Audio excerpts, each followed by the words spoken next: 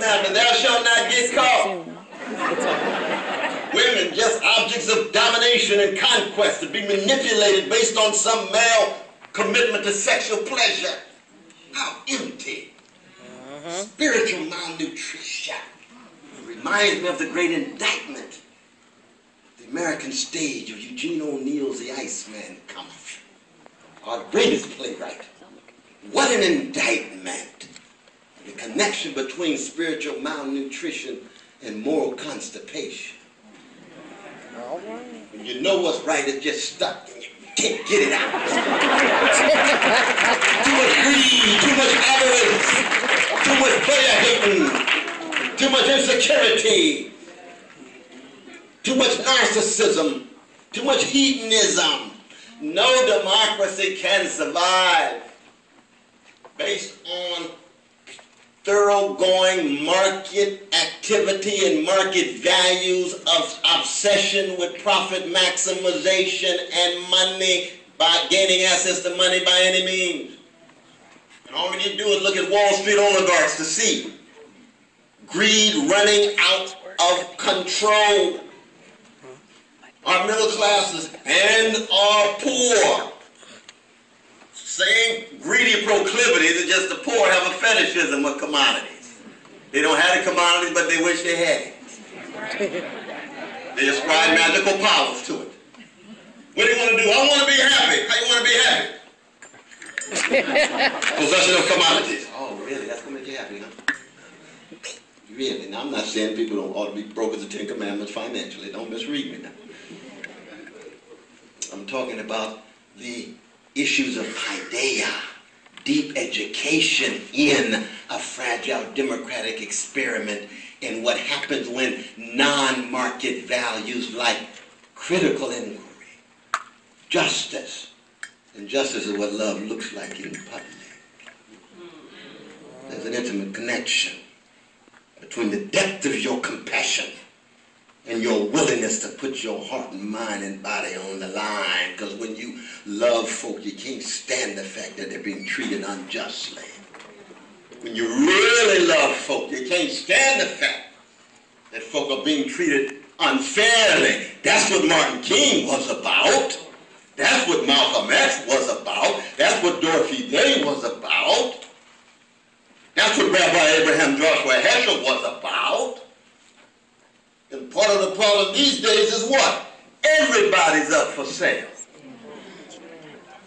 Just show them the highest bidder.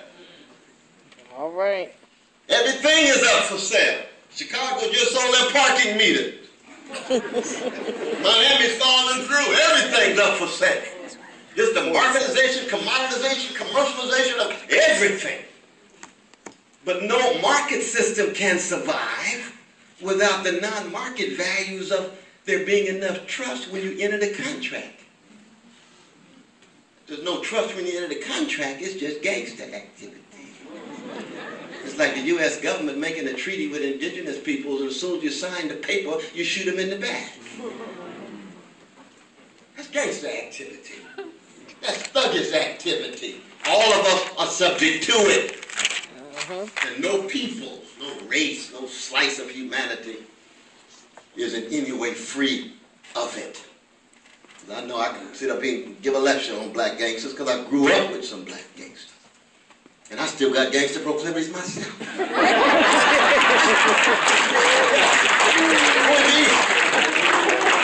But the Holy Ghost hold me together, goddamn.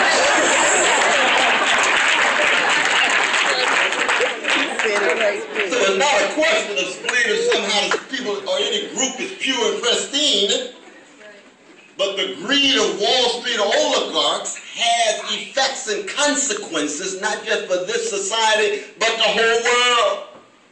1% of the population owning 34% of the income and 42% of the wealth, and yet 20% of all of our children of all colors living in poverty in the richest nation in the history of the world. That's a disgrace.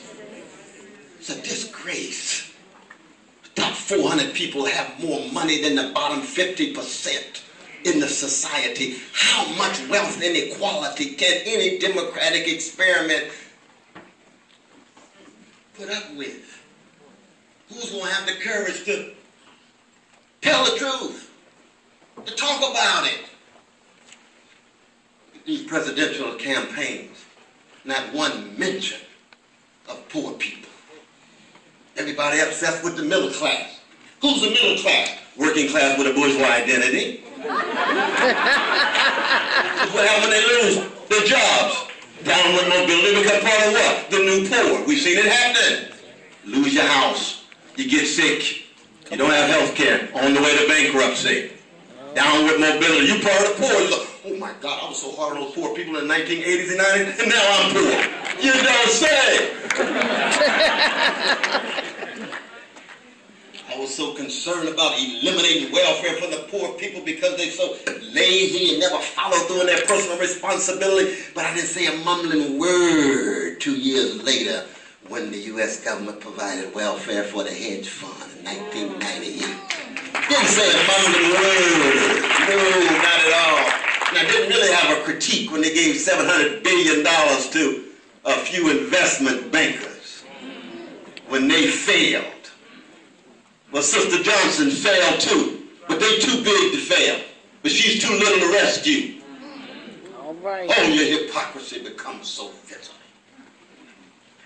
indisputable, undeniable. Won't you just be honest about it and say you don't really have a commitment to poor and working people? The fundamental commitment you have is to your profits and to your wealth and to those at the top. You've got an oligarchy and a plutocracy. Why are you still even using the language of democracy if you're not concerned about everyday people, or those James Cleveland called ordinary people? That's right. Yes, that's what Egypt's about. That's what Madison, Wisconsin is about. With our working people tired. 31 years of dealing with stagnating wages and yet generating levels of productivity that are breaking records, but so much of the wealth hemorrhaged at the top. And you ask our wealthy brothers and sisters, why do you gain access to this? Because I deserve it. I worked so hard. Really? Really? Let's have a philosophical discussion about theories of desert. Let me show you some folk who got 2 jobs every week, every month, every year, and still live in poverty. Well, they don't have the education and the skills. Oh, I see. So your degree allows you to gain access to billions, and their hard work allows them to gain access to jobs without a living wage. That's why they got to work too. And what happens to the children? In 1990, when they deregulated, 1983 actually, when they deregulated television, you know, young people don't even realize that there was a time in which television was regulated. So between 2:30 and 6:30, you can just watch Felix the Cat and a few other shows. But when they deregulated television, what did Ronald Reagan's head man say? The children, the television will take care of the children. Markets taking care of children. That's going to be a sick market. A sick child. Parenting is a non-market activity. Thank you. You got to find joy in it, or you're going to have a tough 18 years. Find some happiness in it, you're going to have a very difficult 20 years. Young folk just dangling, families weaker, more and more fathers drifting, unemployed, underemployed, invasion of the drugs, crack cocaine in the 80s, schools decrepit in poor working class communities, housing degraded. And how will young folk make it? Well, how does anybody make it under those circumstances? Most people do what? Self-medicate. I'm going to get some distance from my pain. Let me try these pills. Oh, but this other self-medication even better. Really? What is that like? Oh, ecstasy. Oh, God, I do need some ecstasy in this dark moment. Let me try it out. My God. Addiction. expectation of